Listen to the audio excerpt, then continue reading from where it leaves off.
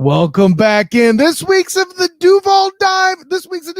Duval Dive has come upon you. Rookie minicamp coming up here very soon. Of course, I am Kyle Nash, the student of the game of Jaguar Report, here to greet you in for this week's installment. And let me introduce you to my personal champion who will be in the building for rookie minicamp, my man, Travis Holmes. What's going on? Welcome, representing Big Cat Country once again, and you'll be doing so up there in the Duval proper, so to speak. That's going to be fun for you. I can guarantee you that. But thanks for coming in, man. What you looking forward to seeing while you're there tomorrow? Oh, I am looking forward to the annual underwear Olympics that we call OTAs and Ricky Minicamp. While you're there today, actually. Oh, to let everybody have a little look see behind the curtain. Obviously, we are pre-recording, so at the time that you're looking at this, we'll be getting ready to go right on the field and talk to the players. Hang out, watch everybody doing some catches, getting into the playbook, just catching up on everything they've been up to this offseason. It's going to be a good time. Listen, as we wrap this up, just make sure you head over to Travis D. Holmes on Twitter doing the thing there, of course. That should be fun. And yeah, I get it. Underwear Olympics. You can call him BTJ to his face and sound like one of the cool kids there with Brian Thomas Jr. You can see how large beef can actually be. You could throw more props at a kicker. Okay, I guess. But yeah, with all that in mind, rookie minicamp is upcoming. And Travis, with all that, we've talked a lot so far about things we felt like worked with this draft season, with this off season, and we've been generally positive. I know that there were certain things we would rather have seen gone better. Calvin Ridley, for example, and the way that situation went was obviously not perfect. Probably would have loved to seen more, let's say, attention paid to the DBs. Yes, I'll even agree with you on that. No offense to Savage. I think him coming in is helpful and all that. That's a whole other question. We'll get into positional breakdowns later. Right. We still got plenty of time for that before that all comes to fruition there. But there's a phrase that you've been associated with on this show, even though you're a Jags fan. And no, yes, I'm not talking about this team makes you drink. I mean, one that would have you fitted for a red hat. And that's make Travis Etienne great again. And it's funny. We've talked about that, whether it be a little bit with T. Wiggs a few weeks back before the draft, last week with Jamal St. Cyr after the draft, and all of that. I still feel like, though, that's something that's not being talked about enough. Are they not paying the proper attention to that topic in your mind? I can't say that they're not paying proper attention to it. I just don't know that I personally feel like they've paid enough attention to it. That's to say that their job is to try to get the most out of the players that they have with giving the least amount of resources towards it. And that I fully understand it. It's that whole efficiency. How much can we squeeze? That corporate, how much can we squeeze out of this situation? It is, kind of right? Everybody keeps reminding us, right? Right. So that I do truly believe that is the way that it's being looked at this current moment in time. You try to run it back with the vast majority of the same O-line, and you make a small flip. You get Mitch Morris, who comes on in, and you potentially, it sounds like you're taking out Luke Fortner and sliding Morrison, and everything should be hunky dory, right? That's the dream, that's the hope, right? It was just all his fault, and everything's great, and we know that's not how it works. But we've had the conversation talking about the acquisition of Gabe Davis and how he's going to impact positively in the running game. The acquisition of BTJ, even both of these guys are able to block well, and that should theoretically help out with the running game. Dope. Awesome. A little bit less finesse. I'm down with that. However, we still have the conversation of how good is Mitch Morris? And we don't really know that, because all the film that you've seen, all the advanced data kind of backs it up that he's pretty much just a middle of the pack run blocker, but he's a really dang good pass blocker. All right. Awesome. So what does that mean for ETN? Hopefully that's still middle of the pack run blocker is still better, significantly better than third worst or second worst in the NFL run blocker. It is still an upgrade, is what you're saying. Yeah, so I mean that can make at minimum that's make ETN good again level. So there's still questions. They're leaning on the advancement or the development of the rest of that line. Hopefully, we don't have an injured Ezra Cleveland as we had towards the end of last season when after he came over in his trade. Hopefully, we don't have the rotation of the left tackle. At one point, Blake Hans had one game at tackle. You had Cam Robinson. You had Walker Little. You had Walker Little playing guard at one point, and Ben Barch. So all that rotation, hopefully, just a healthy line. If you can get past all of that, then maybe, just maybe, you could have a make ETN great again season. And I think that is the hope. I think that's the dream, at least. Yeah, and for context here, there's something you posted, I think both on your Facebook and your Twitter, that referred to the performance of the line, one of your famous charts. But there's some, just for concept, like Trevor was the 9th best amongst quarterbacks, and having the sacks being his fault doesn't typically happen compared to, his brethren there taking snaps. No surprise that the center, Luke Fortner, was the 4th worst in the league. The left guard rotation was fascinating with Ezra Barch and Ezra Cleveland, Barch, and Little all having turns at left guard. They're among the 8th worst. And then here's the one that shocked me, that the left tackle was 6th worst with Walker Little and Cam Robinson there. Now, I'm wondering if there's some weighting and extra scoring with that. I assume these are things you're getting from PFF, and as a data professional, I have questions about how they do things. But if they are putting more weight on turnovers coming from that position, I completely understand that. Here's what blows my mind. The right guard, Brandon Scherf, is grading out as the 2nd best in the league.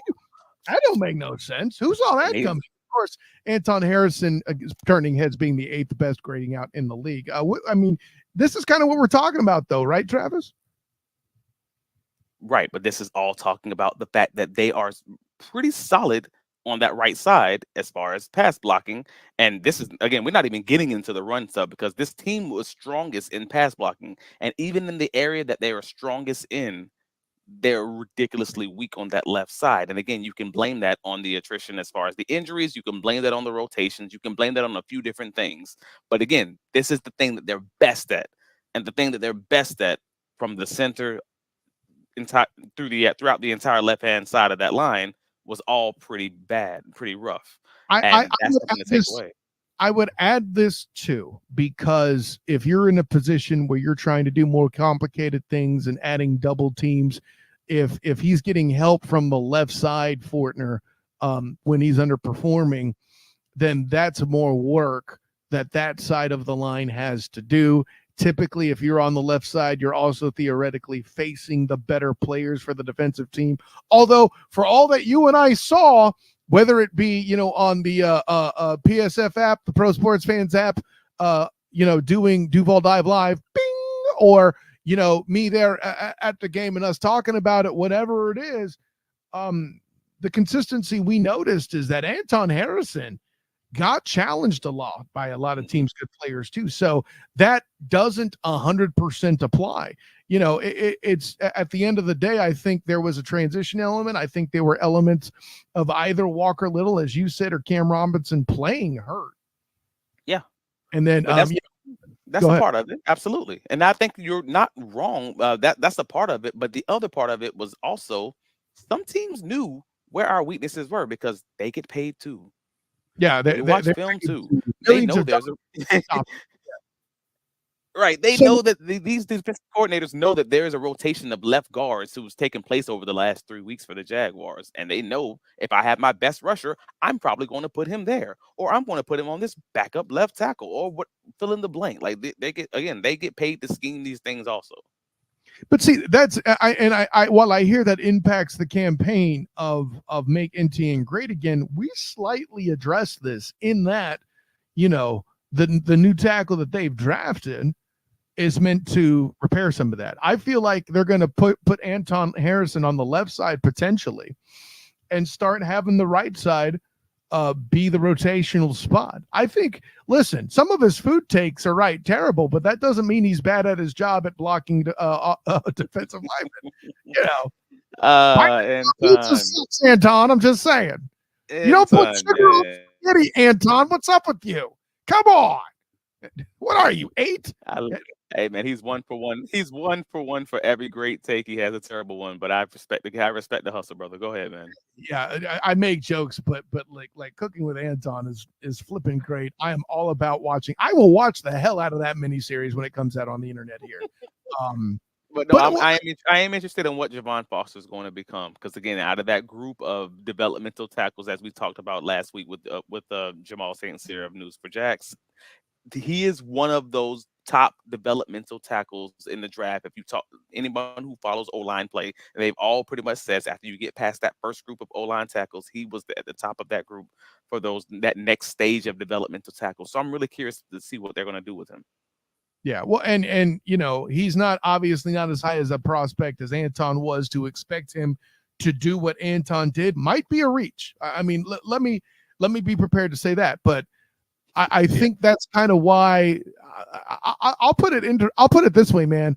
It'll be I am most interested to see in what happens with the tackles, right? Because let's be clear, if Scherf's grading out that much, nothing's happening to him at right guard, and I'm okay with that. We all know about Morse coming in and doing the thing at center. Obviously, that's the news we opened with, and Ezra Cleveland will have a full season and a full camp in this system. Maybe that will improve, but I don't see any real movement or rotation, right? Especially if you believe what Coach Peterson said about the look that they wanted at O-line didn't happen until week 17, right? I had to make sure I didn't say 16. Or week 18, I should say, for game 17, right? See, I still got it wrong. But so that left tackle spot, though, like with Foster in the building, are you going to continue to kind of leave Anton out on an island while he's healthy and continue to dominate at right tackle? Or are you going to kick him left and have Walker and Cam battle for the right tackle side and throw Foster into developing in that mix? I have no idea how you handle that. What do you think? I mean, that's going to be a great conversation to have, though. I mean, if that's exactly how the team walked into the early season, the early offseason last year. It was, hey, find the 5 best guys, and we're going to just figure it out, because they obviously knew about the Cam Robinson suspension coming up, and it was open season, great opportunity for everyone to kind of play where they're best, and whatever happens, happens. That's not a bad situation to be in. Like, honestly, it's a pretty good situation to have in front of you. So if that's how they want to approach it this season, by all means, you have Walker Little and Cam Robinson basically on the last year of their contracts, and it's quite likely that one of them, if not both of them, will not be on this roster next year. So why not just say it's open season, the best guy wins at the best position, and we'll figure out the rotation later? More likely than not, it's still going to result in Ezra Cleveland being that left guard, Scherf being the right tackle, and Mitch Morris being the center. So you're still really talking about indirectly, so it plays right in the locker room. You're still talking about the tackles. You're talking about it being open season on these tackles, and the best guy wins. And if that results in Anton Harrison being your left tackle, then so be it. Hey, let's go. Yeah. Well, and I think a lot of I think that'll start to shake out during camp. I think at that point, Press Taylor and the offense are going to be moving guys around. I should say Doug and Press. I think they're going to play around with that in camp. You'd be foolish not to, right? Here's what I find interesting. As much as we got into the conversation about make Etienne great again, we haven't talked all that much about Travis Etienne. That's just it, though. We believe in Etienne. I believe that we believe in Etienne. Like, we believe. I believe before you did, Humpy Bumpy. We got to have this conversation. So I texted you from Everbank Stadium during the Cleveland Browns preseason game. Yeah, that's fair. Listen, you the church. That's fair. The house, the Church of Bucky's. Yes, sir. It would have a red hat, right? So no, you're not wrong. So I think the reason that we're not having a conversation about Etienne is because when Etienne doesn't have a great season, for the most part, we all I think the vast majority of the Duval devout are of the belief that it's more likely that it's not because of him, it's because of the supporting cast in front of him. So Right. if you fix the supporting cast in front of him, then you will have less things to worry about if ETN's getting untouched for those first 2.5 yards or something along those lines. I think we're in a good situation with the way that he just breaks tackles because he's always top 5 in the league and just getting, and breaking that first tackle. So Mhm. that would give me confidence. So we don't need to talk about ETN because ETN is going to do what ETN does as long as he gets that blocking. You know what I mean? Absolutely. And he and Trevor have both gotten their 5th-year options. I know that's old news, but I want to take Yeah. this time to remind the public, if we haven't already, which we probably have, but I'm going to anyway, that this doesn't mean that Trevor isn't going to get an extension in this offseason. Now, Yeah. the clock is ticking, the window is closing, but, I would feel obligated to point that out. Let me add this to it as well. I feel like Doug Peterson not necessarily with Bigsby, although maybe they'll develop him a little bit more. I don't know. But with Brendan Strange, with Evan Ingram, with the guys they got that can block from the tight end spot, I think they have enough supplemental blocking to do other things with running plays in general. We've said at plenty of clips, their run blocking got better on the outside with Gabe Davis. I really wish people would stop getting clicks by acting like Gabe Davis's friggin' job is to replace Calvin Ridley. It damn well isn't. Stop it. Be smarter. It's just the same as you morons trying to tell me that Mac Jones is going to supplant frickin' Trevor Lawrence. Just stop with the dumb. Do better. Okay. Right. That being said, though, there's another off-ball element I feel like that's still an impact here, and that is, I'll put it this way: if BTJ doesn't stretch the field, that too prevents Etienne from being great again, right? And that literally could mean if he's hurt for a game or two, as some rookies are on occasion. I mean, not to actually cite Etienne, that's not what I mean. Like, but him missing the season's a possibility. Like, let's say, God forbid, a bad injury happened to BTJ. The way for the Jags to stretch the field is simply not in the building right now, and that's how big I think the BTJ pick is. Because with that element, you're going to stack the box. The degree of difficulty to run is obviously raised. Do you buy that theory of what I'm saying? That's how PTA is to the campaign. I do buy it because this is the way that the offense has been built, and this is the way that the offense has been purposefully built by Mr. Trent Baalke. I don't even know Trent's middle name. I wish I knew it just so I could say it. I am purposely not. I am not going to learn the middle name of. You're not giving him middle name status just yet. Well, see, here's the thing: if I give him 3 names, it'll be more like Lee Harvey Oswald, since he assassinated the Niners. Oh, gosh. So, see, now it's all dangerous and stuff, right? That's why I can't do it. Okay. Well, the way that we've talked about this, the way that they build this offense, and it seemed purposeful, was like, all right, cool. We're not going to get the top number 1 receiver who can do all the things. So what we're going to do instead, we're going to get guys who do one thing really well and make sure they do those things. And so we're going to run this one guy, Mr. Zay Jones, on all these ISO routes. It's either going to be a drag or it's going to be a go route. And that's pretty much what we're going to do with him. All right, cool. Awesome. We're going to have Kirk, who's just really good at those intermediate routes. So drags. Cool, and he's going to just work everything underneath. That's what we're going to use him for, and he's really good at that. Because Doug Peterson's going to pencil whip the other coach, and Kirk's going to do things like, win games in NOLA, things like that, right? So, and then we're going to have Marvin Jones Jr. at the time, and he's going to be your separation contested catch guy. Dope, awesome. And this is basically the offense is doing a very similar thing right now. It's just with better players. So wait, hold on. I got to stop you. I don't know if you did this on purpose, but I want to check because it kind of works for me.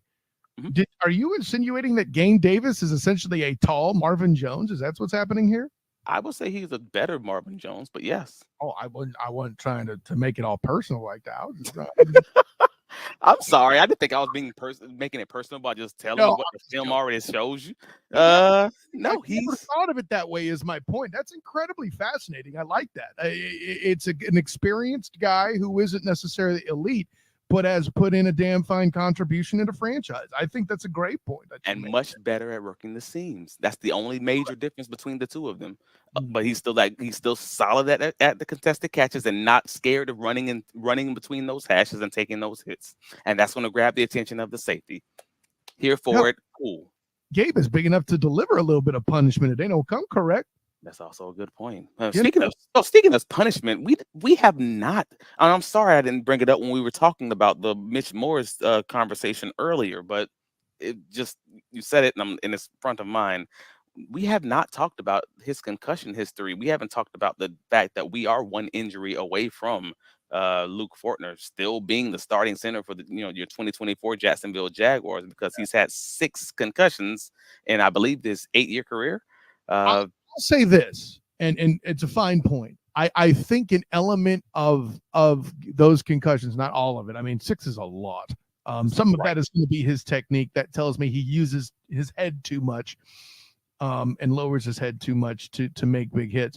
So that's a problem, obviously. I think, I don't know that you coach him out of that necessarily, more than you keep him out of situations where he'll do that. What do I mean? Listen, we've seen Trevor run, but he does not run at the same clip nor at the same reckless abandon that Josh Allen does, right? So I feel like Morris will be put in fewer situations where he'll use that head leading block, on a running situation. Because centers are guys that are apt to go to the second level because they're usually air quotes. Wasn't true on my offensive line personally, but that's another question. But usually the center is the best athlete on the O-line, right? Right. So, keeping him out of situations. They say that the offensive and defensive line meet at a car collision every snap. To keep that collision from being a head-on crash in the second level, getting away from Josh Allen's a big step, and that would take him kind of out of harm's way. I'll give it that much credence. But yeah, this is that depth conversation. Or hell, you know what? Let's try Walker Little at center. Why the hell not? Like, and I'm sorry, I was actually incorrect. I just realized I was off. He's had 7 concussions in his 8 years. My apologies. He had one. He had one last year, and I didn't count. I didn't have that counted from the article I was reading earlier. Yeah, I did. My answer stays the same with that. I mean, listen, all it does is add credence to Josh Allen, is the Taylor Swift. It's him. Hi, he's the problem. It's him, right? Sure. Let's go with that. But it's a good situation if it works out. But otherwise, it does have that feeling. And again, this is me who supports the team, who believes in the team and wants to believe in the idea of what they're building. But also owns a T-shirt that says "This team makes me drink." This team makes me drink because this team makes me drink. All that to say, it does still feel like a loose Band-Aid on a windy day. Like we are, you can definitely say it's shaky, and that's what I mean is that if you're one injury away from this thing, potentially falling off the rails, then doesn't give me the strong confidence going into the season. Like I went into last season feeling good about the depth of the offensive line when we had signed Josh Wells and I believe there was someone else we signed on. I'm drawing a blank right now. Just they got hurt early in the season, and I'm just like, dude. And then we found out about the suspension for Cam, and I'm like, all right, I'll be honest. Wells getting hurt happened so long ago. I forgot about that ish. Yeah, I did. I was writing off-season articles like, oh yeah, that's a great depth signing. He just had started for Tom Brady not too long ago in the playoffs. Like we're good. And then he's hurt, and all of a sudden we got injury issues at tackle. We got injury issues at guard. What is happening with this O-line? And that's when it was depth. The title of the next article is "What had happened was." So walking into this camp and having that thought process about the center and knowing you have a center who is solid but also has a long history of concussions, that is worrisome. And that's not the only thing we have to worry about. We haven't even talked about cornerback. We haven't talked about edge depth. We haven't talked about all these things that are additional items where we could really use another guy. I got good news for you. There's a lot of offseason yet to bounce that around, my guy. Woo! By the way, before we head out here, one last thing. The rumor is that the Jags will become part of Turkey Day tradition, as allegedly they'll head to Detroit to do battle with Man Campbell and the Lions. What do you think about that? I think I am enjoying these cat fights. That seems to just keep happening every year between those Detroit dang Lions and these Jaguars. Man, it's becoming a natural rivalry ever since Trevon Walker and Hutchinson, and it feels that way. They were bad, then they got good at the same time. And we're bad, and we get good, and it's been a very similar mirror comparison when they do good things and they're always compared against us and we're compared against them, and it's just like, dang. Yeah, if this is true, if true, because that's the rumor mill, is that the Jaguars are going to be playing the Lions on Thanksgiving, and if it's true, oh boy, that's going to be either an incredible day or a terrible day. But the Jaguars do have a pretty extensive history of having problematic primetime games, we'll say. So I would like for the Jaguars for this to be the different year where they don't ruin the holidays. That'd be great. I'll say this: they did fine in NOLA Thursday night. Okay, This past season. you're right. Okay, I'll argue Foster Moreau dropping that touchdown is a big part of that. On Buster Brown. Yeah. I ain't going front on that. But yeah, I don't think it's, and I know why you're doing it, and I don't blame you. The Jake Browning thing to me is if the Duval devout have the most rope to be frustrated by the Bengals game, and I think that was the Sunday night game. If I remember, no, that was the Monday game. So Monday night was this big fanfare the first time, and I forget how long it was. I wrote about it on Jaguar Report. Bing! But yeah, like, let's just put it this way. It was twice as old as both my kids, I felt like, right? So, that part with just the way that game went, Trevor getting hurt at the end, like that was an everything went wrong kind of night. I get it. I ain't mad at the Jags for the Ravens game. Sure, it went the wrong way, but there was a lot of stuff where the defense executed mighty proper and the offense wasn't quite there. We had that conversation last year. I even think I wrote about that on Jaguar Report as well. Bing! So, but that's tough to watch. If you're a fan of a team and your defense is doing everything they can do to just scrap and claw into a game, and your offense just literally can't buy a field goal, that's tough. But say what you will, I think the thing that's biggest about Gabe Davis too, to take this full circle. By the way, playing the Lions, you're talking about Trayvon and Aiden Hutchinson. I'm mad at you, but I want to see Anton Harrison and Aiden Hutchinson do battle. That to me is going to be mighty fun. Yeah, it's gonna be a rerun of that Hutchinson and Kittle burying. Oh, sorry, that was Kelsey, wasn't it? When he buried him into the ground late in the season. Oh, I can't remember if it was Kittle or Kelsey. Kelsey, it was the same freaking colors. Wait. Hutchinson's trying to block, and he tried to do the spin move, and he just digs him into the ground. That was Kelsey. It was Jason Kelsey. Yeah, you're right. Yeah. I'm just saying that I would love to see a rerun of that, just because I think that would end the conversation of whether it was Trayvon or whether it was Kelsey, because that's just not whether it was Walker, because that's not something you've ever seen happen to Trayvon to date. But yeah, no, that's a good point. Probably will not. Anyways, we're at that time, my man, already. Man, look at the time. And I told you would have plenty of fun preaching about what you need to do to make Travis great again. Of course you are. Anyways, Travis, tell him where you can be found. Hey, man, you can find all my writings covering the Jaguars at bigcatcountry.com. You can find me here every Friday, 11 a.m., wherever you catch your podcast. I mean, if you're listening to us right now, just catch it the same way. Come on, man. Get it while it's free.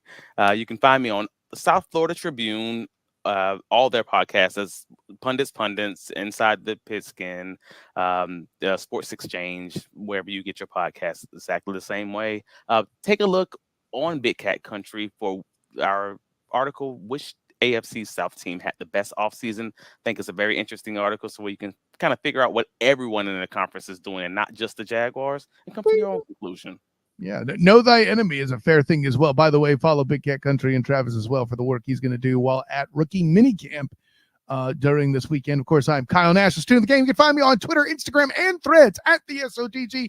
Find me on Facebook as the student of the game. Check out my writings with the Jaguar Report, 3-point conversion, and the black and gold banneret. That's where I was going.